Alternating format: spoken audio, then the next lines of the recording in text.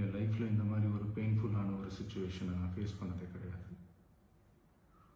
மனசு முழுக்க வலி வலி மட்டும்தான். இந்த சுற்றுப்பயணத்தில் என்னென்ன மக்கள் பார்க்க வராங்க, அதுக்கு ஒரே ஒரு காரணம் தான், அவங்க என் மேலே வச்சிருக்கிற அன்பும் பாசம்.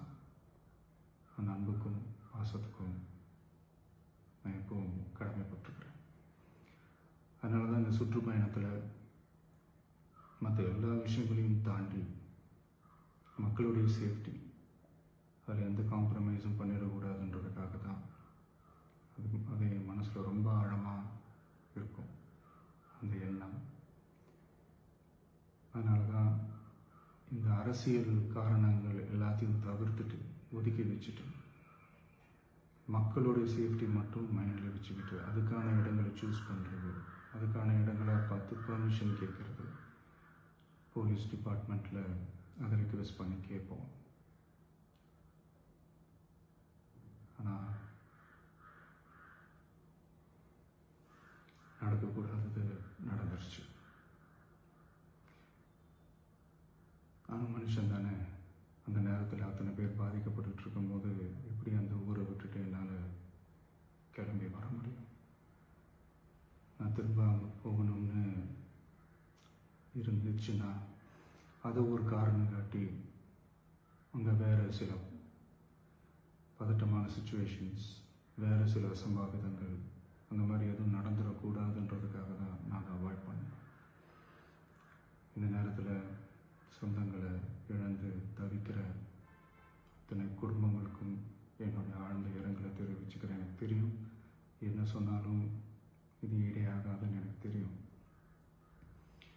ஹாஸ்பிட்டலில் ட்ரீட் பண்ணிகிட்ருக்கிற எல்லாருமே சீக்கிரமாக க்யூர் ஆகி வரணுன்றதை இந்த நேரத்தில் நான் வேண்டிக்கிறேன்.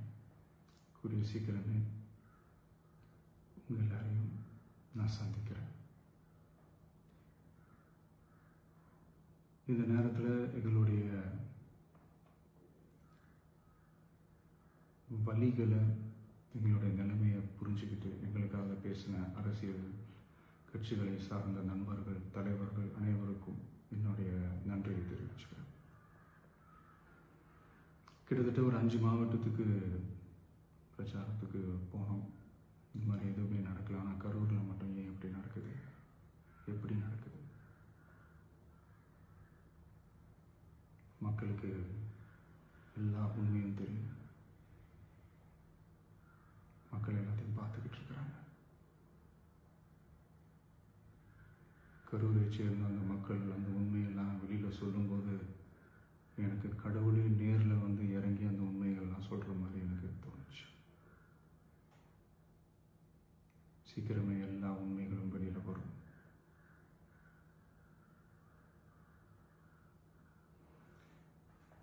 எங்களுக்கு தரப்பட்ட இடத்துல நாங்கள் போய் அந்த ஸ்பாட்டில் நின்று நாங்கள் பேசிட்டு வந்தோம். அதை தாண்டி எந்த தவறும் எங்கள் சைடில் நாங்கள் எதுவும் செய்யலை. பட் இருந்தாலும் எங்கள் கட்சியை சேர்ந்த நிர்வாகிகள், தோழர்கள் மேலே எஃப்ஐஆர், அது மட்டும் இல்லை சோஷியல் மீடியாவை சேர்ந்த நண்பர்கள், தோழர்கள் அவங்க மேலே எஃப்ஐஆர்லாம் போட்டு இப்போ பிடிச்சிட்டு இருக்கிறாங்க.